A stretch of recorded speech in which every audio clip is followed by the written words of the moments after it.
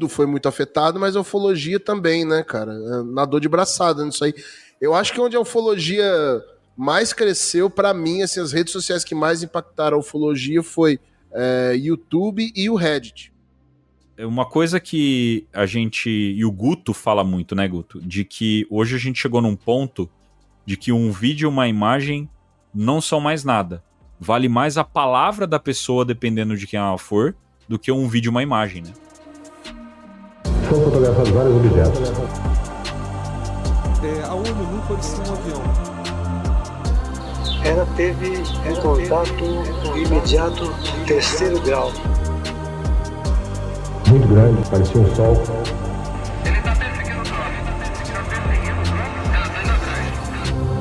A aeronáutica não divulga os resultados de suas investigações sobre objetos aéreos não identificados. Ela pegou e bateu assim no meu ombro, embaú, e seguiu o caminho. Contato.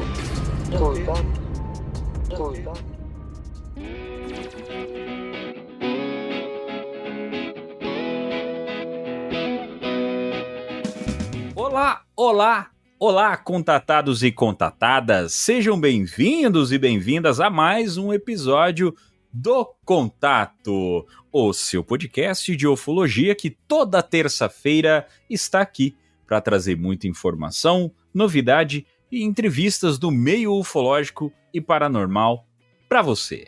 Eu sou Vinícius Martins, mas pode me chamar de Vini, e lá em Jaboti Comunidade, ou Jaboti Cachete.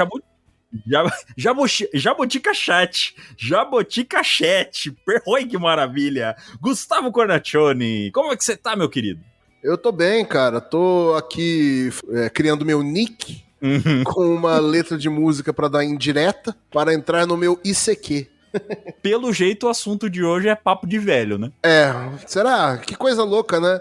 Rede social vira papo de velho, né? Rede social virou papo de velho, cara. Do que a gente vai falar hoje... Depende da rede social, né? Isso, é papo de velho. Então hoje, pra galera que tá com a gente, o perfil do nosso público aparentemente é o perfil mais da nossa idade, nostalgia vindo aí pra vocês. Então eu acredito que vocês vão curtir bastante o papo nosso hoje. Nós vamos falar de redes sociais e ufologia. Como uma influencia na outra, né? Principalmente como que as redes sociais influenciam diretamente na ufologia, contando um pouco da nossa história, até chegar aqui, como que está sendo a nossa experiência no podcast, nas redes sociais, como as redes sociais já existentes influenciaram na ufologia até chegar nos dias de hoje. É um episódio bem gostosinho, bem divertido aí, bem gostosinho, pra gente poder trocar uma ideia e lembrar um pouco da história do nosso passado, de quando tudo era mato, né, Guto? Quando eu cheguei aqui era tudo mato. Mas para você que tá chegando, já aproveitando, falando de rede social, curte, comenta, compartilha, ativa o sininho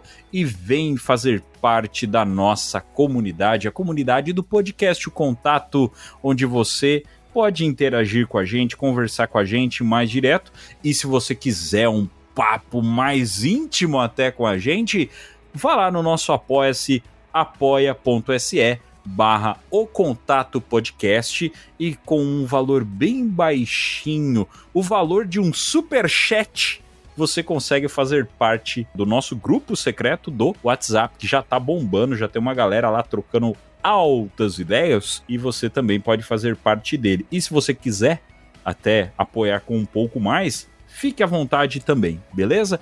Não posso apoiar agora? YouTube, Instagram, Threads, X, Twitter, TikTok e o nosso e-mail para você também poder ter interação com a gente. O nosso e-mail, o contatopodcast@gmail.com. Nas outras redes sociais, vai lá no campo de busca, coloca lá o Contato Podcast, podcast O Contato, que você já vai nos encontrar. Agora nós surgimos nas redes sociais. E nós temos uma parceria que é sempre bom relembrar para vocês, né, Guto? Sim, senhor. Essa parceria é muito importante, muito legal. A Nós somos parceiro do coletivo Cineverso, um coletivo de quadrinistas brasileiros, de super-heróis brasileiros. Putz, cara, é um universo completo, mano. Se você gosta de quadrinho, gosta de super-heróis, não precisa ficar perdendo tempo mais com Marvel, DC, porque vou te falar a verdade, eu gosto, mas tá chato, faz muito tempo já. Tem muitos quadrinhos muito legais de super-heróis brasileiros do coletivo Cineverso. Já são mais de 80 publicações, então o pessoal acha que não tem, já tem mais de 80 revistas publicadas. E é muito legal, quem quiser conhecer, vai no Instagram, @Cineverso. E aí por lá você vai conhecer todos os personagens, as revistas, são revistas de vários autores diferentes, com universos independentes, e que em algumas ocasiões eles acabam se encontrando, rolam uns crossovers, é bem legal. Inclusive o nosso Gustavo Cornaccioni tem o seu HQ ali no coletivo Cineverso, o Cachorro Louca. Exato. Você pode conhecer a história do Cachorro Louco ali no coletivo Cineverso e várias outras histórias. Tem vários quadrinistas bem legais e tem as lives também, né, Guto, do coletivo Cineverso, que é divertido pra caramba e cada dia eles falam de uma coisa diferente, né? Toda quinta-feira, às 8 horas, tem live do coletivo Cineverso no YouTube. Perfeitamente. Recomendo pra vocês. Eu que não sou o cara mais entendido de HQ, me diverti muito quando eu acompanhei e pude participar um pouquinho também com eles. A galera lá, um grande abraço pro Hugo Máximo, pra todo mundo, Rodrigo Pier, pra galera que tá tudo sempre ali no coletivo Cineverso acompanhando. Então, um grande abraço pra essa galera, pra essa parceria massa que a gente fez. E logo traremos essas figuras para bater um papo com a gente aqui no podcast também. Vamos então, meu caro Gustavo Cornaccioni, a uma viagem direto do túnel do tempo. Vamos nessa.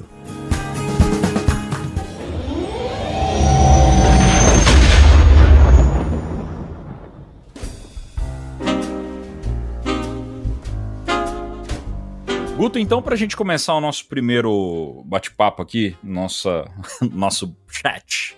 Aqui do nosso chat do podcast O Contato. Pra contextualizar pro pessoal, vamos contar um pouco de história das redes sociais, né? Por quê? Qual que é a ideia do episódio? É a gente fazer um paralelo em como as redes sociais estão influenciando a ufologia por conta do grande crescimento das redes sociais. Alcance, né? Principalmente o alcance. Mas, para entender isso, nós temos que contar um pouquinho de história para vocês. Vocês sabem que eu e o Guto, a gente tem muito esse costume de trazer para vocês a parte histórica do negócio, para não ficar achando que é só a história da nossa cabeça, tá? Então, até para você, se quiser entender um pouco mais, a fonte das informações que nós vamos trazer agora é da unisuan.edu.br,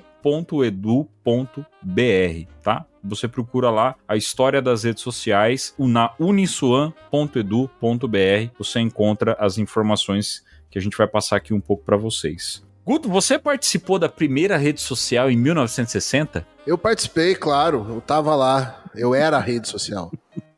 Eu na verdade, eu acho que a primeira rede social, na verdade, foram as paredes dos templos egípcios. O pessoal deixava aqueles recadinhos lá, tudo, pessoal desenhado meio 2D ali, sabe? Aquilo ali foi o primeiro, né? Aquilo era os primeiros emojis.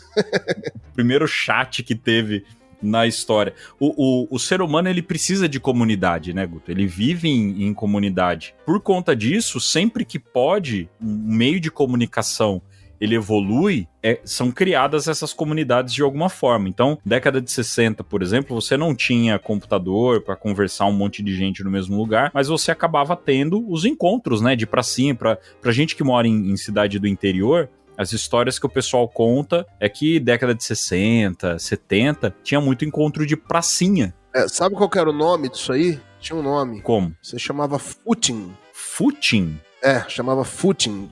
Porque era o quê? Foot vem do pé, né? Uhum. Então quer dizer caminhada, né? Footing, usando os pés, né? Que aqui na minha cidade de Jabuticabal, toda cidade interior antigamente tinha isso, né? Que aqui pelo menos eu sei que funcionava de um jeito. Isso lá antigamente, né?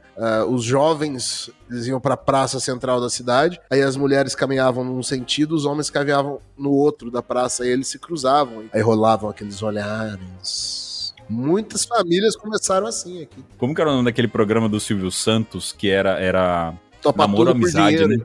Não, cara. Ah, não nesse sentido. Não nesse sentido. Namoro ou amizade, que era nesse pega, né? As meninas para um lado, os meninos para o outro.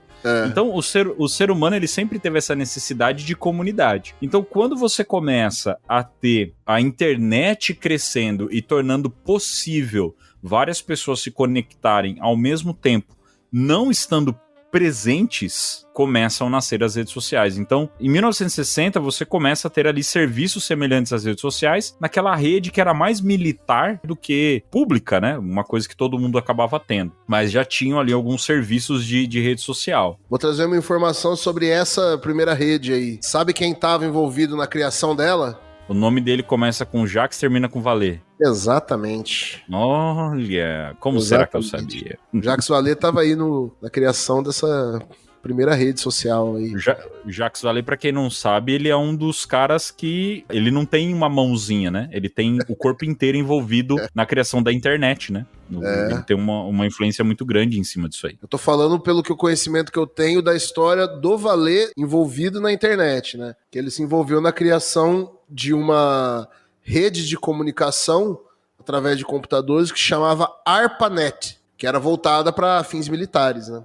Então pode ser a primeira rede social, talvez. Talvez seja essa mesmo, realmente. Agora, uma primeira rede social de pessoas não militares, oficiais, a gente começa a ter em 95, que é a Class Mats, onde foram ali alguns alunos de diferentes escolas dos Estados Unidos, eles começaram a se reunir e você tem a primeira rede social, mais com a cara do que a gente tem hoje, essa Class Mats. E aí, durante os anos, várias outras vieram. Tem Six Degrees em 96, Friendster em 2002, e essa Friendster já começa a ter uma cara muito parecida com o que a gente já tem na atualidade. Mas o grande marco das redes sociais, qual foi, meu caro Gustavo Cornacchione? Foi o Orkut? Com certeza. Qual era a sua principal comunidade, você lembra? Putz, cara, a principal comunidade do Orkut que eu participava era de ufologia mesmo. E você lembra o nome, alguma coisa? Cara, acho que era Ufologia BR, alguma coisa assim, velho. E isso já é o ponto onde a gente tá querendo chegar. Orkut, você já tinha comunidades que traziam esse conceito, obviamente, porque já é uma rede social muito grande. Pra quem tá ouvindo, se tem menos de 20 anos, talvez não usou o Orkut como eu e o Guto acabamos usando. Mas a gente tá caminhando aqui num sentido, né? A gente tá falando das redes sociais nesse sentido que tinham comunidades e grupos. Mas antes de chegar nisso aí, a questão é que, assim, essas redes sociais primeiras aí que foram surgindo, antes delas a gente tinha coisas separadas, né? As que você citou antes, elas eram grupos. A gente tinha os chats de conversa separados. Como no Brasil a gente tinha o UOL, né? O ICQ. Chat da UOL. A gente tinha o ICQ, o UOL, que ali você não tinha comunidade, não tinha um feed e essas coisas. Ali era só bate-papo, né? Então o que o Orkut trouxe de novidade foi esse negócio de colocar tudo num lugar só. Você ter os amigos, ter as comunidades e ter conversa. Até aqui em Americana, o Mirk era muito forte. Sim. Tinha muita gente no Mirk. Eu não cheguei a usar o Mirk. Eu cheguei. O pessoal usava o Mirk para marcar rolê. Tinham as salas de cada rolê. Isso aqui eu também não cheguei a ter contato, porque eu fui ter computador já quase com uma idade um pouco mais avançada. Aí a gente tem uma MSN, né? O MSN foi... ele veio e tomou o lugar do ICQ na época, né? Isso. E aí foi a grande revolução dos chats. Mas ainda era uma coisa separada, né? Era uma coisa mais particular. O MSN não tinha comunidades, essas coisas, né? Isso. E uma diferença muito grande que fazia em tudo isso, né, cara? É porque isso aí tudo é antes de smartphone. Então, para você estar dentro de uma comunidade, para você estar em contato com as pessoas ou com os grupos, você tinha que estar parado dentro de casa na frente do computador. Mas, já nessa época, isso aí já trazia um impacto grande na área da ufologia, cara. Porque eu lembro das comunidades que tinha do Orkut, por exemplo, foi ali que eu comecei a ter contato mais direto com histórias, com relatos, com materiais que ficavam perdidos ali na internet. Eu era adolescente nessa época, nem sabia pesquisar direito as coisas. Então começou ali essa pulverização de informação, sabe? Eu lembro que até então, bom, se a gente estiver falando do Orkut aí, início dos anos 2000, vamos colocar 2000 exato, assim, né? Tá falando do Orkut. Antes disso, cara, acesso à informação, você ia ter que comprar uma revista UFO ou dar a sorte de ver uma matéria, um documentário na TV, né? Ou comprar livro e tal. E a troca de informação era uma atividade muito solitária, né, cara? Porque a não ser que você fizesse parte de um grupo ufológico, como o Carlos Machado falou, por exemplo, o Edson Boaventura tinha o dele já no Guarujá, e aí tinha aquela troca de, tipo, jornaizinhos, né? Que eles iam atualizando as informações, o que estava acontecendo. Só que o tempo era muito lento, né, cara? Tempo entre você pegar uma informação e você ter a próxima levava meses, assim. Então, quando chegaram essas redes sociais, cara, foi um efeito muito grande. Claro que estava começando. De repente, começou a despejar um monte de coisa que a gente nem sabia que existia, né, cara? Eu lembro que a primeira vez que eu ouvi falar do caso Roswell foi na comunidade Ufologia BR dentro do Orkut. Até porque o Orkut... eu, por exemplo, o Orkut começa em 2004, eu fui ter o Orkut, eu acho que em 2006, 2007, né? Eu já tava com 17 anos. E eu nem me ligava em ufologia, aí tinha lá as comunidades, e o pior é que eu não consigo lembrar uma comunidade que eu participava, mas eu lembro que eu tinha muita comunidade de anime, sabe? De questão de Cavaleiro do Zodíaco, Naruto, Dragon Ball Z, tinha bastante comunidade disso. Eu, por exemplo, com 10 anos, eu não teria acesso a esses grupos, né? Não teria como. A gente que é do interior, ficava mais difícil ainda, porque essa galera, se não tinha um ufólogo forte dentro da cidade e uma pessoa próxima de você não tivesse contato com esse ufólogo, você não ia ter contato com ele, mas nem a pau. Hoje existe aquela teoria de que qualquer pessoa no mundo, nós estamos a 7 contatos dessa pessoa. Naquela época, não dava pra gente afirmar isso. O próprio caso do Carlos Alberto Machado, né? A forma como ele chegou até a gente poderia ter perguntado pro Jackson pro próprio Rony, qual era o contato do Carlos Alberto Machado, e ele chega como um cliente seu, de uma forma improvável. Isso, se não fosse por rede social, não ia ser possível. Então, pra mim, naquela época, era quase que impossível. Só tinha a matéria do Ratinho, né, cara? Ratinho e Gugu. Mais pra frente a gente vai entrar nesse ponto. Mas, ainda na história das redes sociais, né? Então, o Orkut aí foi evoluindo. Aí começa aquele monte, né? Facebook, Twitter, WhatsApp, Instagram, evolui de uma forma absurda, porque a galera entende a fórmula. Depois que o Orkut acaba, então aumenta mais ainda, porque a galera entendeu a fórmula das redes sociais. E aí já tinha smartphone, né, cara? Com o smartphone, as coisas ficaram muito mais fáceis, né? Muito mais fáceis. E além de rede social, você tem os chats morrem praticamente, então o UOL, ICQ acaba morrendo, o MSN ainda fica um pouquinho, né, se mantém um pouco. Esses chats morrem, né, mas a ideia do chat, ela é incorporada à rede social, né? Isso, o MSN morreu, aí dentro do Facebook tinha o chat. Aí cria-se o WhatsApp, que acaba de vez aí com os chats dessas redes sociais, de uma certa forma, porque a gente, por exemplo, a gente se comunica muito pelo chat do Instagram. O pessoal que manda mensagem pelo Instagram, a gente consegue se comunicar lá. E além de rede social, WhatsApp e outras formas, a gente tem aquelas outras comunidades que são um pouco mais do submundo, a gente pode trazer assim. Reddit, 9gag, Tumblr, a própria Twitch é uma rede social que ela é um pouco mais voltada para jogos, para game, e agora que ela acaba tendo outras coisas. O próprio Discord é uma rede social, é um sistema de chat para jogo, mas ele também é uma rede social. Só que em 2005 a gente tem um grande marco. Assim como 2004 a gente tem o Orkut, que marca o início das redes sociais da forma como a gente conhece, em 2005 a gente tem o marco do YouTube. Então, aí foi um grande game changer, né? Aí explode, né? Fogo, né? Cara, vocês não sabem como era, velho. Você querer ver uma coisa, não tem como. É um mundo muito louco, muito diferente do que era muito pouco tempo atrás, cara. A gente tá se abastecendo o tempo todo, pro bem e pro mal, né?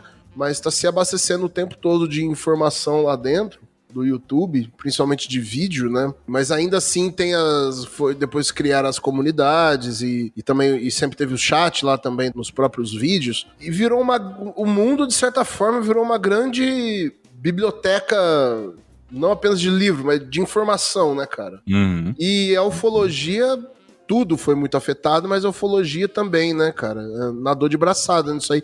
Eu acho que onde a ufologia mais cresceu, pra mim, assim, as redes sociais que mais impactaram a ufologia foi YouTube e o Reddit. Uhum. Porque muita gente, tem muitas comunidades, apesar do Reddit nem sempre ser confiável as coisas que tem lá, mas isso você pode aplicar a qualquer rede social, né? Mas depende de você filtrar. Mas os fóruns de discussão no Reddit sobre ufologia, ali de 2010 pra frente, assim, nossa, cresceu e bombou muito a ponto de documentos, assim mesmo, serem vazados lá, direto.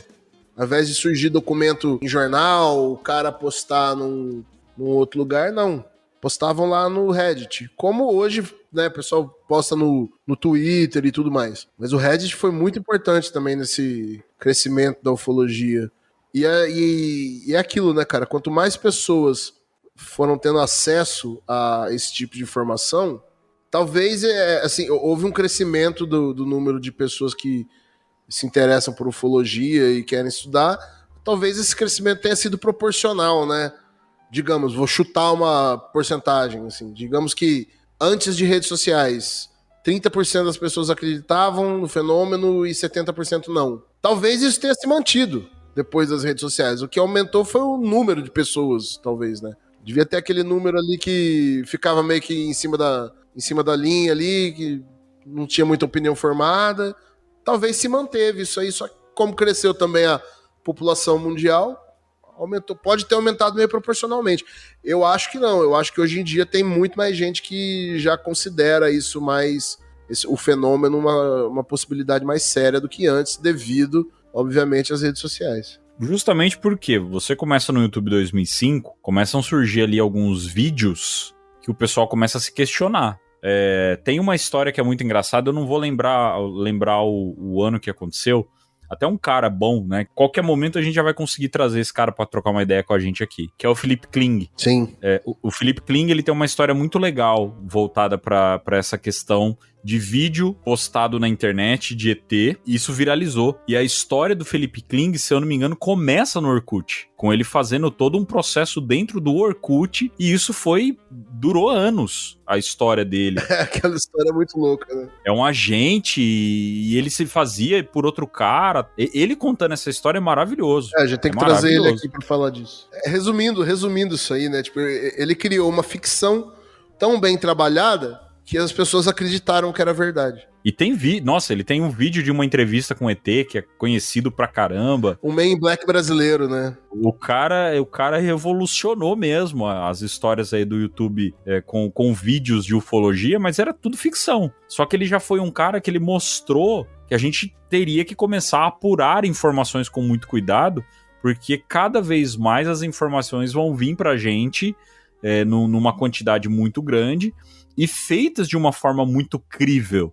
E se a gente não apurar a informação, você vai acabar se perdendo num mar aí de fake news. Em 2005 você começa a ter o YouTube com uma quantidade de vídeos sendo esparramado ali, você encontra até hoje vídeos colocados em 2005, mas ao mesmo tempo vídeos que ficaram no limbo. Por exemplo, um vídeo que muita gente hoje não conhece, mas graças ao YouTube hoje ele é acessível, é a sonda do Capão Redondo, que é um vídeo de 96 e ele só começou a ficar forte mesmo depois do YouTube, porque ninguém nunca tinha visto. É um vídeo que ele é impressionante, mas ele provavelmente estava na mão de ufólogos, mas ele dispara, obviamente, depois de rede social, né? Então, aí qual que é o efeito disso na sociedade, né, cara? Eu acho que isso aí acaba aclimatando as pessoas, sabe? Vai se tornando um pouco mais comum a gente ver esse tipo de situação, né?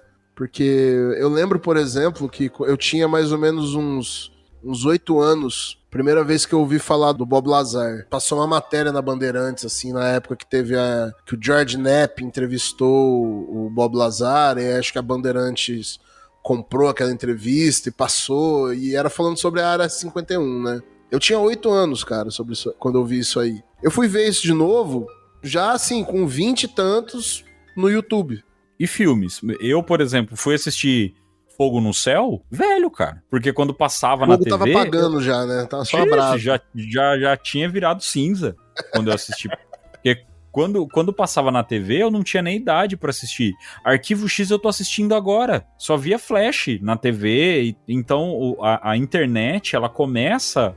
depois que a gente começa a ter mais acessos, e o YouTube, junto com outras redes também de vídeo, né? Você tem o Vimeo, você tem o Vevo, a própria Twitch também, que trabalha muito com a questão de vídeo, que começou a crescer e trazer esse conteúdo pra gente, ficou mais acessível. Então tem muito filme, por exemplo, que ninguém conhecia, que hoje é possível ver. Um filme que é um dos filmes de ufologia que o pessoal mais gosta, que é o Intruders. Sim. Você não tem ele em nenhum canal de streaming e você só encontra ele no YouTube. Ele tá lá no YouTube de graça. Você consegue assistir ele dentro do YouTube, completão, numa qualidade duvidosa, obviamente, mas você consegue assistir. E eu só fui assistir Intruders agora, ano passado. E é um filme que não é anunciado em qualquer lugar. Então, com certeza, o aumento da rede social colocou mais atenção. Então, que nem você falou, a quantidade proporcional de pessoas que acreditam e desacreditam, talvez até se manteve. Mas por quê? Mais pessoas viram e não acreditaram, e mais pessoas viram e começaram a acreditar. Então, pode até ser a mesma proporção, mas com a quantidade de coisa que veio, eu também acho que a gente tem uma quantidade maior também de pessoas que botam mais fé no fenômeno. Eu acho que o que as redes sociais podem ter ajudado a diminuir um pouco o estigma, porque colocaram as pessoas em contato. Então, se uma pessoa tinha visto algo e ela só convivia com aquelas pessoas ao redor dela, tal, e ninguém ali sabia nada sobre o assunto, ela não ia ter com quem falar. Talvez ela mesma começasse a duvidar de si mesma, né? Já, pô, eu sou maluco. Porque, assim, que a gente sempre fala aqui, né? Vídeo, hoje em dia não prova nada. Vídeo virou commodity, né, cara? É que nem arroz. Você paga por quilo, você não paga pela unidade, né? Vídeo tem a rodo. Então, ter vídeo lá, eu acho que não é o suficiente para que seja tomado como prova para as pessoas. Mas eu acho que a quantidade, né? Como tem muito material, como tem muita coisa... Aí acho que o que acontece é que as pessoas começam a pensar assim, pô, é muita gente falando sobre isso, tem muito vídeo, é muita coisa, sabe? Claro que vai ter muita coisa fake, vai ter muita coisa que não é fake. Aí cabe a pessoa fazer o próprio julgamento e filtrando ali. Mas eu acho que o que acabou acontecendo é aproximando as pessoas de outras pessoas que tiveram a mesma experiência, ou pelo menos o mesmo interesse, e também aumentar a exposição do assunto, né? A pessoa não tem uma revista para ver, ela tem a internet inteira para ela fuçar. E aí eu acho que isso vai aos poucos tirando um pouco aquele preconceito, aquele estigma de que isso é coisa de maluco, porque tem muita gente falando. Uma coisa que é legal, né, pra gente poder pensar. Voltando, né, mais uma vez no passado, até a gente chegar nos dias de hoje. A gente fez um episódio muito legal, que foi o episódio de Varginha, com a participação do Alexandre Everton e do Eduardo Oliveira. Esse episódio nós fizemos como se o caso Varginha estivesse acontecendo hoje. Então, se você não ouviu, eu recomendo você ouvir. Você vai entender muito mais até do que a gente está falando aqui hoje. Nesse episódio, a gente simulou o que seria, como aconteceria cada fato ocorrido em Varginha nos dias de hoje. Então, consideramos rede social, consideramos tecnologia nova, consideramos a comunicação mais rápida, e tudo isso tornaria o caso um pouco diferente. Por exemplo,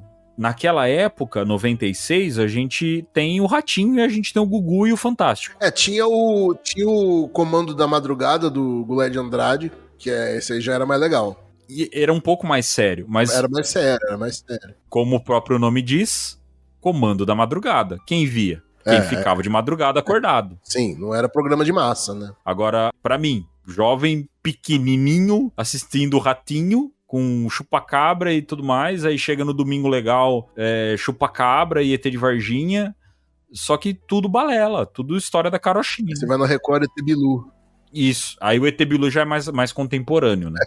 Então, o que obviamente, com rede social, a gente consegue sair um pouco do que a mídia traz pra gente. Tanto que a mídia, ela fala pouco, mas quando ela fala, ela já não vem com coisinha que, viro ali. Não, ela traz até um pouco mais de informação agora, porque a rede social acaba ajudando um pouco mais as coisas andarem. Então as redes sociais, elas têm esse ponto positivo muito grande para a ufologia, mas tem o ponto negativo de que se tem muita informação, então vai sim ter charlatanismo no meio do negócio. Muita gente querendo trazer muita informação atravessada.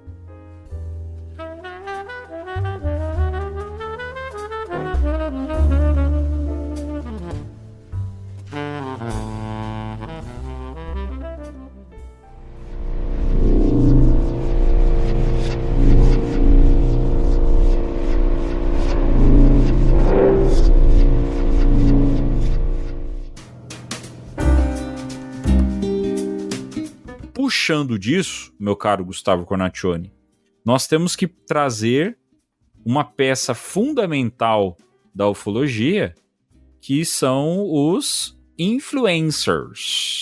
Sim, sim. Aí a gente entra num outro ponto de tudo isso. Por quê? Já é uma era mais moderna, né? Isso. Os influencers já é uma coisa mais nova. Segundo a pesquisa que eu acabei, né, tentando achar e fazendo a pesquisa rápida mesmo, joguei no Google mesmo, tá, gente? Quem foi o primeiro influencer?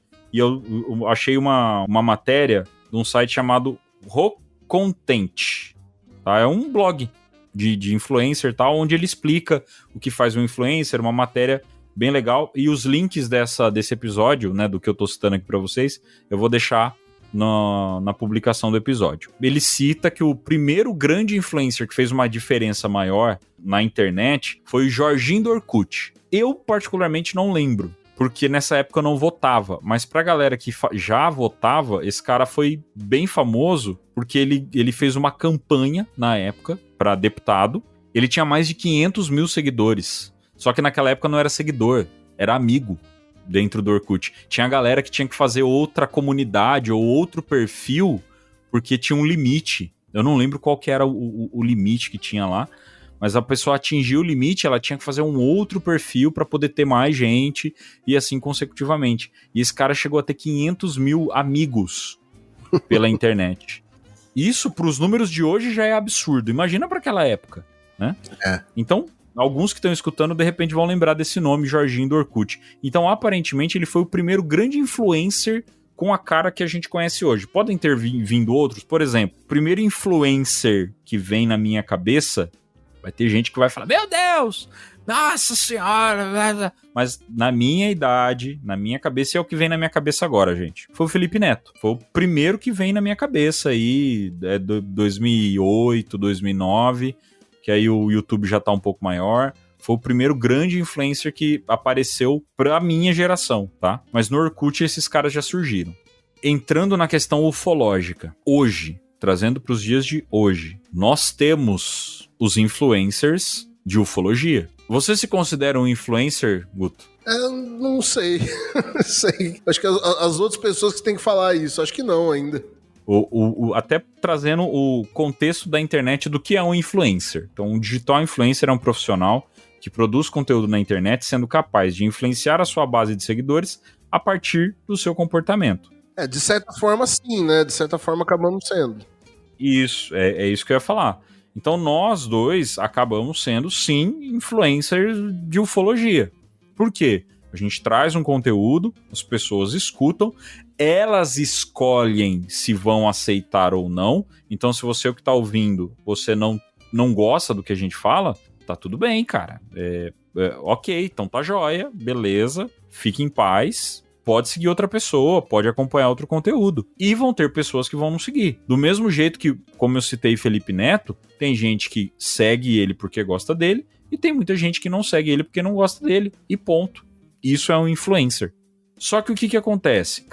Hoje, os influencers, eles entraram em choque, e é esse o paralelo que eu quero fazer, referente à ufologia, com o jornalismo. E é aí que o negócio começa a complicar. É uma coisa que a gente, e o Guto fala muito, né, Guto? De que hoje a gente chegou num ponto de que um vídeo e uma imagem não são mais nada. Vale mais a palavra da pessoa, dependendo de quem ela for, do que um vídeo e uma imagem, né? Por esse assunto referente à ufologia, acabou acontecendo isso, né, cara? Com o próprio jornalismo aconteceu isso. Porque eu lembro que quando começou esse negócio das redes sociais, principalmente Facebook, Twitter e tudo mais, e como o próprio Eduardo falou na época que a gente fez o episódio de Varginha, cada pessoa com o celular na mão seria um jornalista, né? Por um momento, achou-se que os jornais iriam acabar. Eles iam perder influência, porque, de repente, a Folha de São Paulo não estaria concorrendo apenas com o Estadão, estaria concorrendo com todo o resto da internet. Só que o que acabou acontecendo perderam certa influência, só que como surgiu muito ruído na comunicação, né?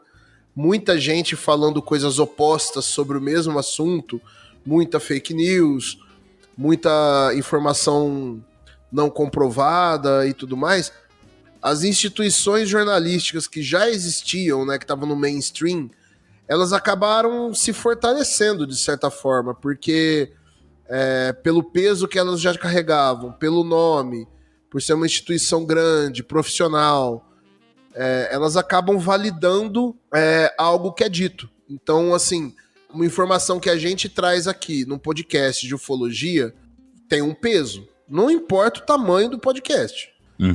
Fosse o flow da vida. É uma informação, mas digamos nós aqui, uma informação, digamos que a gente chegue no tamanho do flow, mas somos um podcast de ufologia. Ou seja, a gente tem um viés. A gente acredita no fenômeno. E a gente debate esse assunto. Se a gente traz uma informação bombástica aqui, quem é de dentro da bolha ufológica vai receber essa informação de uma forma. Quem é de fora, talvez nem receba, e se receber, vai pensar, mas é um ufólogo que está falando, é isso que eu espero que ele fale.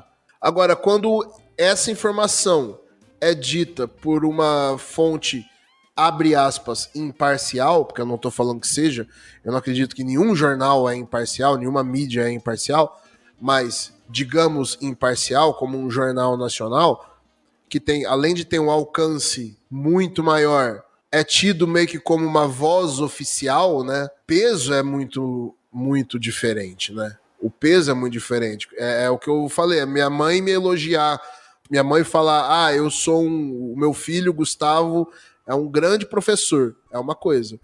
Agora, o diretor da escola vir falar, o Gustavo é um grande professor, tem muito mais peso, porque eu espero que minha mãe me elogie, entendeu? Então, se por um lado as redes sociais, com a internet na palma da mão de todo mundo, com câmera, pulverizou a informação, as pessoas que estão detendo essas informações, no caso os influencers, por mais que sejam influencers, a relevância é dentro daquela bolha que ele tá. Então acaba tendo um limite, né? Então você vê, tem assim, o vídeo que o Lu Elizondo e o Chris Mellon trouxeram sobre Tic-Tac, aqueles OVNIs lá em 2017. Por que os caras foram atrás do New York Times para soltar aquilo? Eles não precisavam. Eles tinham Twitter, podiam soltar lá. Só que todo mundo faz isso. Precisa do quê? De um carimbo. Por mais que não se goste, por mais que fale que não dá para confiar na grande imprensa, no jornal tal, na rede de TV tal, o mundo funciona assim. A gente quer carimbo para validar as coisas. Não é à toa que a gente vive num mundo de marca, né, cara? A minha camiseta, ela tem a marca da Nike. A marca da Nike vale mais do que o produto que ela faz. Uhum. Sabe? A marca de uma empresa é o maior ativo que ela tem. Porque aquela marca ela vai dar credibilidade para tudo que ela faz. Uma empresa que faz isso muito, muito, muito bem, cara, é a Red Bull. Que a Red Bull é uma empresa de energético. Só que a Red Bull é uma empresa de energético? Não, ela começou fazendo energético. Só que a marca Red Bull quer dizer muito mais do que energético. A marca Red Bull fala de aventura, de esporte, de ousadia e tudo mais. Tanto é que, por isso, a Red Bull pode ter um time de futebol, a Red Bull faz um campeonato de ciclismo, tem uma equipe de Fórmula 1, outra empresa muito grande e que também faz isso muito bem, a Yamaha. A Yamaha faz de moto, trator, avião e teclado. Por quê? Porque a marca Yamaha está associada a tecnologia, qualidade e tudo mais. Então isso tem tudo a ver quando a gente vai falar, voltando para o nosso nicho da ufologia, com a fonte que está trazendo a informação. No estágio que nós estamos, nós temos um alcance, as pessoas que nos ouvem, elas decidem se elas dão validade ou não para o que a gente fala. Só que a nossa marca não tem o peso de credibilidade e talvez, para convencer quem é cético, talvez nunca terá. Quem vai ter capacidade de convencer os céticos sobre o fenômeno vão ser os governos e ou a grande mídia. O nosso papel aqui, como os influenciadores, como você estava falando, os podcasts, os canais, os ufólogos, o ufólogo que está na internet e o ufólogo que não está, é de disseminar a informação, pesquisar, estudar, aprender, aumentar o conhecimento e espalhar o conhecimento. Agora, a chancela que pode um dia mudar o paradigma da sociedade para estamos sozinhos para não estamos sozinhos, é uma questão tão grande, com implicações tão absurdas, que só instituições igualmente grandes são capazes de convencer talvez as outras pessoas. E nem elas vão conseguir convencer todo mundo, né? Dependendo do governo de plantão, vão falar, eu não acredito nesse governo. Ou dependendo da mídia. Um cara que é influencer e pode trazer esse assunto é o Sacani. Por quê? Ele tem um público grande, não é totalmente fora da bolha, mas ele é. Ele colocaria os céticos, a maior parte dos céticos, com mais atenção em cima do assunto. Não é um cara da grande mídia, não é um jornalista ali com um peso muito grande, num canal muito grande. A gente acaba citando o Jornal Nacional porque, querendo ou não, em questão de conteúdo jornalístico... É referência, né? É referência pra todo mundo. Né? Em audiência, a Globo é a maior. Mas você tem a Record, você tem o SBT, você tem a Band. Cada um tem o seu tamanho e o seu público. Mas a referência é o ponto. O New York Times do Brasil é a Globo. E o Sacani, hoje ele é o cara que é visto como o grande cético que combate aí algumas fake news que vêm da ufologia. Mas o problema dele é que ele não combate apenas algumas fake news. É o jeito dele, é o público dele. Só que o que acontece? Se ele pegar, como ele é um cara que ele acaba combatendo até informações que a gente já apura tal, e traz e fala, cara, essa informação aqui tem fundamento. E, inclusive, teve um episódio onde o Edson Boaventura participou do podcast dele. Porque toda vez é os dois em um outro podcast. E aí o pessoal acaba no intermediano legal, não fica um papo muito maneiro. Rolou um papo muito legal dos dois no podcast do Sacani. E ali foi mais amistoso. E, inclusive, eles citaram o Rony Vernet, até o próprio Sacani falou do Rony participar lá, né? E o Sacani botou uma moral grande pra cima do Rony. Isso foi muito legal, né? Falou bem do Rony e tudo mais. Então, mostra que o Sacani não é que ele é cético, chatão e tal. Não, ele tenta ao máximo não ficar entrando em qualquer tipo de história, né? E às vezes ele usa um argumento que acaba irritando a galera que acredita um pouco mais. O Sacani, hoje, pegando um vídeo falando, gente, isso aqui é real e de fato não é um fenômeno atmosférico, não é raio-bola, não é Sprite, não é nada, vai chamar atenção. E ele não é um jornalista. Ele seria um cara diferenciado para falar. Se você pegar hoje o Paranormal Experience e os caras falarem de algo disso sendo real, e ele é hoje, eu acho que o podcast de paranormalidade, o maior podcast de paranormalidade que tem, aí todo mundo vai falar assim, tá bom, mas é os caras do Paranormal Experience. Eles falam disso.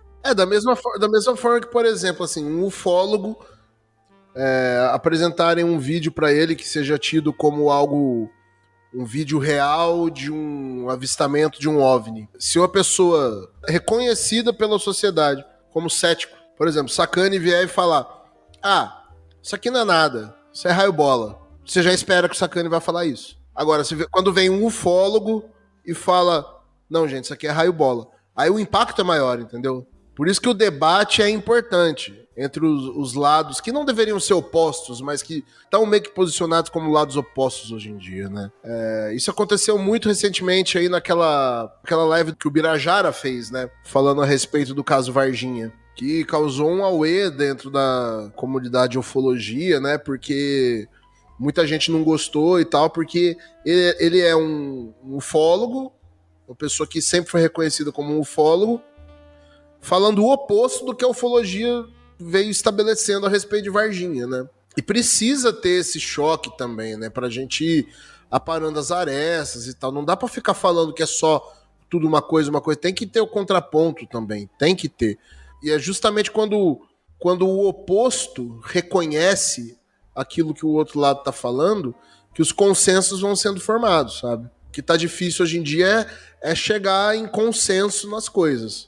Isso tá muito difícil. Hoje, pra gente, né, até pra gente caminhar pro final já, rede social tem o seu ponto positivo, tem um ponto positivo imenso, até pra tudo que tá rolando hoje no Congresso americano e tudo mais. Se não fossem as redes sociais, a gente não conseguia atualizar. Então, por exemplo, o Rony Vernet, que posta as coisas quase que imediatamente no Twitter, e a gente já consegue repostar ali, né, ou outras matérias que acabam saindo, e aí o Guto, que fica ali mais antenado, acaba vendo, e a gente já consegue postar, e a gente já consegue fazer um episódio específico daquele, tipo o Jornal Fofocas Confidencial, que a gente acabou fazendo um episódio inteiro só de notícia, porque tinha um monte de coisa rolando, ou um episódio extra, porque tinha um monte de coisa rolando. Isso é graças à rede social, porque jornalismo não faz esse tipo de trabalho. Só que, ao mesmo tempo, quando o assunto começa a ficar muito forte, é necessário que o jornalismo apareça.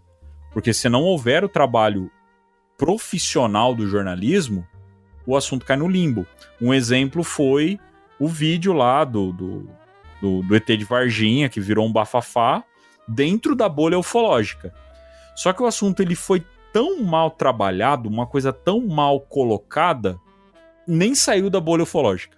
Cara, eu acho que acabou não saindo pelo seguinte fato, cara. Você compara e vem muito de encontro com isso que a gente tá falando, da origem da informação, da fonte, sabe? Aquilo que está sendo dito vir de onde não se espera. Se a gente comparar com o caso dos gigantes da Ilha do Mel, né, que agitou todo mundo aí no fim do ano, começo do ano passado, desse ano, por que aquilo gerou tanto assunto, gerou tanta coisa? Porque aquilo não veio de nenhum ufólogo, não veio de nenhum perfil de ufologia. Depois os perfis de ufologia abraçaram a ideia e todo mundo começou a falar, mas assim, aquele foi um assunto que furou a bolha da ufologia, porque não começou de dentro da comunidade ufológica. Sabe? Começou fora. Foram pessoas que nunca tiveram ligação com o assunto, que aquele negócio foi replicado por perfis que também não era perfil de ufologia, perfil de fofoca, perfil de outra coisa. E aí o assunto tomou corpo. Agora, o assunto do vídeo do ET de Varginha lá, né? Não chegou a lugar nenhum fora da bolha, não furou a bolha. Por quê? Porque já saiu de dentro da bolha. Isso aí diz muito respeito à própria credibilidade que o assunto tem, né, cara? Você vê quando as notícias das audiências no Congresso americano, elas foram publicadas, elas foram ditas, teve até matéria no Jornal Nacional, sabe? Que saiu sobre isso. Muito pouca coisa, não teve continuidade, tipo, falou uma vez e acabou, não cobriu o resto, mas saiu. Mas por quê? Porque saiu na mídia mainstream lá. Se isso... Agora, por exemplo, já teve um monte de desenvolvimento desses assuntos que não ganharam corpo na mídia mainstream lá, não ganharam corpo na mídia mainstream aqui. Ficou na comunidade ufológica americana, na comunidade ufológica brasileira, do mundo todo, mas não furou. É bem isso mesmo. E um ponto, agora trazendo um ponto complicado, trazendo um exemplo nosso da nossa experiência com as redes sociais. Recentemente no nosso Instagram, 2 vídeos viralizaram pra valer. A gente nunca tinha visto um negócio daquele. Vídeos que alcançaram mais de 150 mil visualizações, mais de 10 mil curtidas. 300 mil visualizações. Tem até de 300 mil. Então a gente nunca tinha visto isso, né? Pô, legal. Pra página é muito bom. A gente ganhou uma quantidade muito grande de seguidor. Mas... onde que vem o ponto complicado disso? E aí a hora que a gente começa a ver que a rede social, ela também a gente tem que tomar muito cuidado com a rede social, porque dentro dela você vê o reflexo de como é que tá o assunto para a sociedade. Então um dos vídeos que saiu, inclusive, foi um vídeo que o Jorge Ueso analisou e nós repostamos o vídeo do Jorge Ueso, onde ele faz ali um frame do vídeo, tem comentário dele no vídeo e tudo mais. Os comentários nessa publicação só não foram piores, porque vários a gente acabou arrancando dali, né, deletando, porque não cabia, e a gente limitou algumas palavras porque o pessoal dá volta pra cair em política, é incrível, é incrível. E aí, a gente limitou e alguns comentários foram saindo, mas os argumentos eram: pessoal que não é de São Paulo não sabe o que é balão, porque quando alguém filma, sempre filma mal, e é como o Guto sempre fala, se alguém filma mal é porque sempre o vídeo é ruim, e se alguém filma bem, o negócio é top, só pode ser montagem, né? Sempre essa retórica. Virou uma quantidade, tem gente comentando no vídeo até hoje. Então, é muito louco, né, cara? Porque, assim, é o mesmo vídeo, é muito convincente para umas pessoas e não é convincente para outras. Então, o vídeo não prova. Vídeo não é prova. As pessoas, elas já partem dos seus pressupostos. As pessoas que já estão... Eu vou usar esse termo só porque é um termo que se usa nesse tipo de situação. Não quero dizer nenhum cunho religioso. Mas as pessoas que já são convertidas vão enxergar de uma maneira. As pessoas que são céticas vão enxergar de outra. Não importa o que apareça. Então, o que eu falo, uma declaração de um político de alto escalão de algum governo tem mais importância, mesmo que ele não apresente foto, vídeo, nada. Só dele falar, abrir a boca, acaba comprovando mais, confirmando mais do que qualquer vídeo. Eu me pergunto quanto as pessoas estão abertas a mudar os seus pontos de vista. Quanto elas estão? Porque... Claro, vai ter coisa que não vai ser evidente, que não vai ser muito óbvio. É óbvio, assim, a postura não deve ser, olha, tá aqui, isso aqui é um ET e ponto final. Não, não é. Você tem que descartar tudo que possa ser, e se nenhuma explicação for plausível, você pode falar, é um objeto voador não identificado. O que é? Não sei. Aí, daí pra frente, é hipótese. É só a hipótese. Sim. As pessoas batem o olho e já tem uma confirmação da opinião delas. Sabe? E detalhe, né? A pessoa que dá o comentário, inclusive, no outro vídeo é só um som. É o som das trombetas, que todo mundo sempre fala, né? Você procura no YouTube aí, o som das trombetas, vocês vão ver um monte de vídeo que é isso aí. É um som que vem no ar e ele é bem assustador, o som, né? E esse som ele apareceu em Goiás há uns dias atrás. E esse vídeo também deu uma viralizada, passou mais de 300 mil visualizações e tal. E o nosso amigo Eduardo Oliveira botou uma possível explicação. Ele não chegou falando isso aí, é isso, e vocês estão tudo maluco e tal. Ele não bateu o martelo. Não, e esses são os níveis de comentário que a gente vê na internet. Então, o que a gente está tentando fazer aqui? Você que acompanha o nosso trabalho, você que gosta de ufologia, você que acompanha o estudo dos ufólogos da hora que tem por aí. Cara, se você vê algum comentário que é, às vezes, não muito adequado, ou então se você vê um vídeo que é meio duvidoso, não chega dando porrada, porque você provavelmente não é especialista no assunto de fato. O Eduardo Oliveira, que é especialista, que é físico, formado, o cara estuda o negócio pra caramba, ele veio com uma explicação do que podem ser esses sons. Questão de gás, movimento de placa tectônica, movimentação geológica e tal, não sei o quê. E depois ele fez um story explicando isso e tudo mais. Cara, os comentários no comentário dele são assim... É triste de ver. Pros dois lados, né, cara? Pros dois lados, né? Pros dois lados. Então, do mesmo jeito que tem pessoas que tratam um assunto com um escárnio muito grande, com piada, e usam o argumento de tipo, isso aí é balão. E que nem nesse caso, né, de barulho, gente, isso aí é minha esposa arrumando a casa. Era isso que o pessoal comentava, sabe? Ao mesmo tempo, vem alguém que é fanático, cara, fanático. Não, porque você não acredita, e se você não acredita, e não sei o quê. Esses dias eu vi numa página, eu não me recordo o nome da página agora, é uma página muito boa de astronomia, que eu acompanho, porque o cara usa telescópio de casa, e, pô, ele faz umas fotos maravilhosas, é muito maneiro, ele é uma página que vem crescendo muito, e ele explica muito. E ele não é muito fã, ele é mais, vamos dizer assim, o negócio dele é mais sacane e tal, então ele não é um cara muito fã da ufologia. e ele acaba fazendo piada.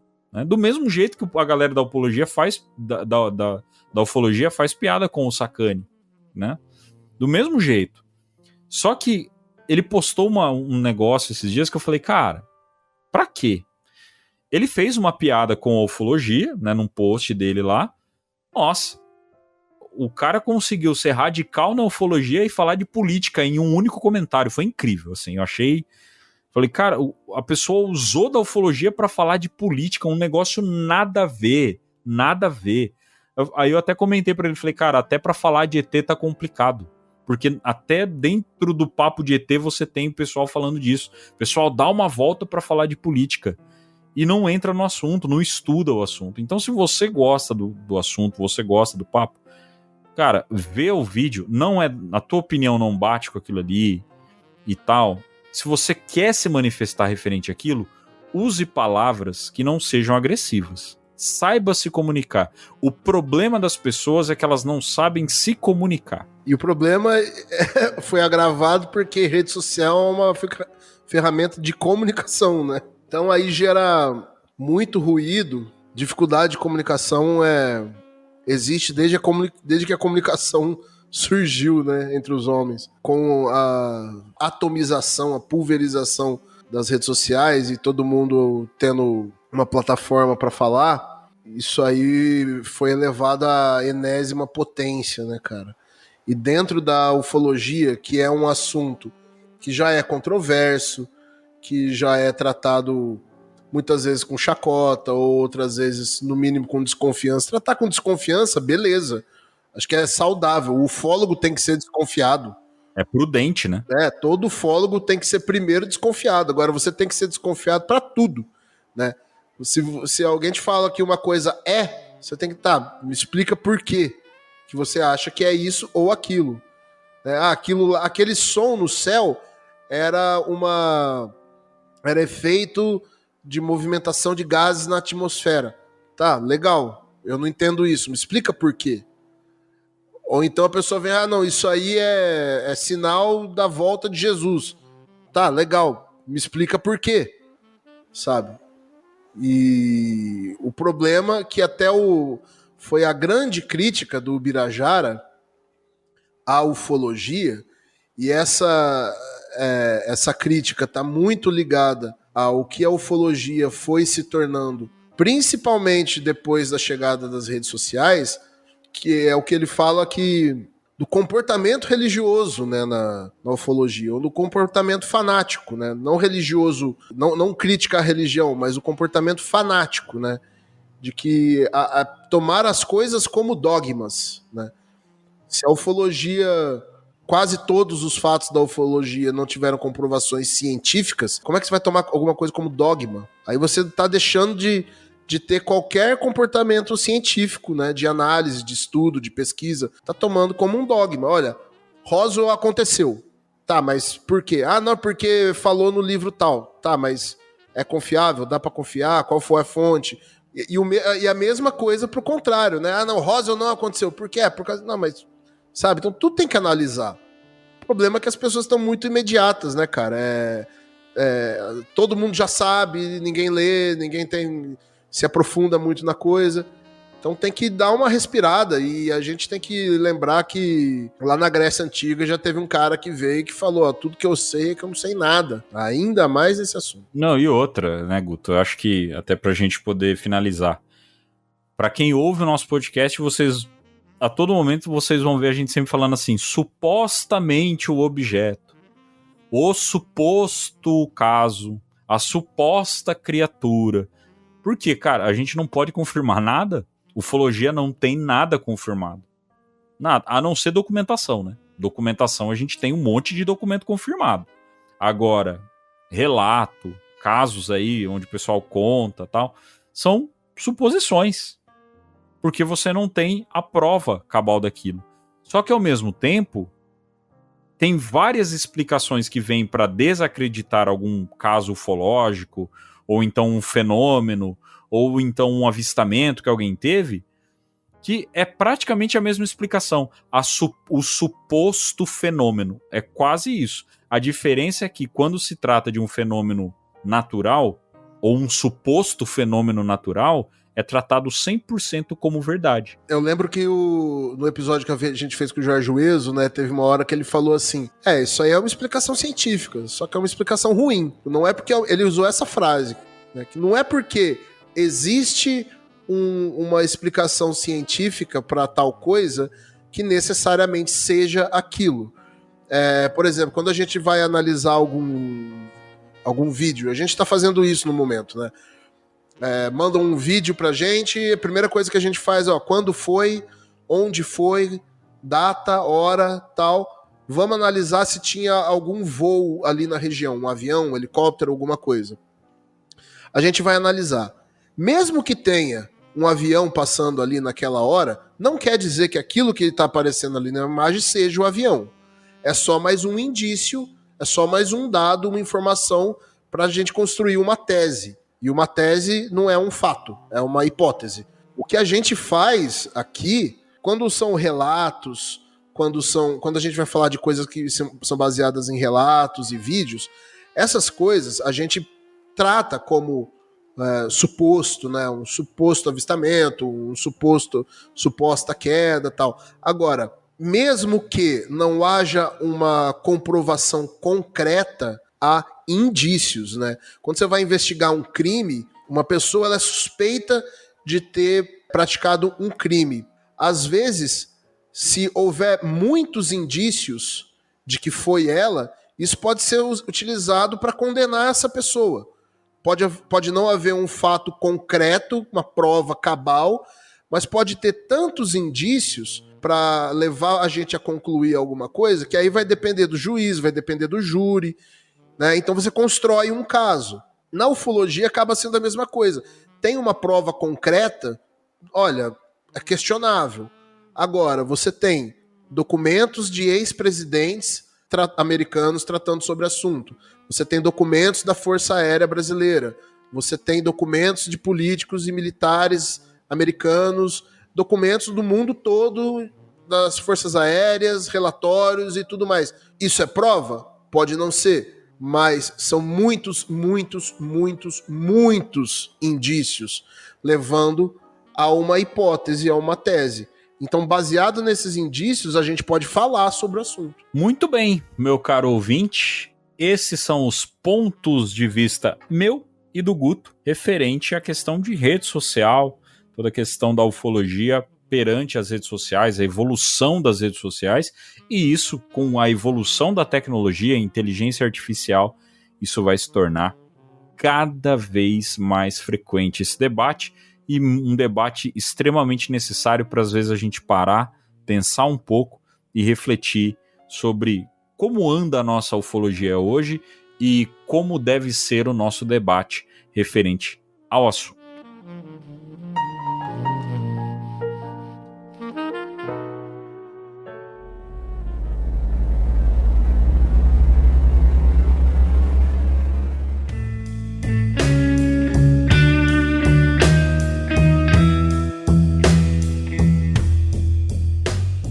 É isso, Gustavo Cornaccioni. Estamos finalizando mais um episódio do podcast O Contato. Considerações finais, meu amigo? Queria agradecer a galera que está seguindo a gente, galera que está chegando no nosso Apoia-se, convidar quem gosta do nosso trabalho, que a gente faz aqui humildemente, sem ser dono da verdade, que se está gostando do trabalho, considera apoiar a gente, né, na nossa campanha lá no Apoia-se. Tem vários tipos de apoio diferentes, várias recompensas diferentes também. Se você não está no momento para fazer isso, só o seu joinha, seguir, compartilhar, avaliar, já ajuda muito a gente. Muito bem. É isso então, meus amigos. Obrigado pela sua companhia, pela sua parceria em mais esse episódio no nosso podcast. Na terça-feira que vem estaremos de volta com mais um episódio do podcast O Contato.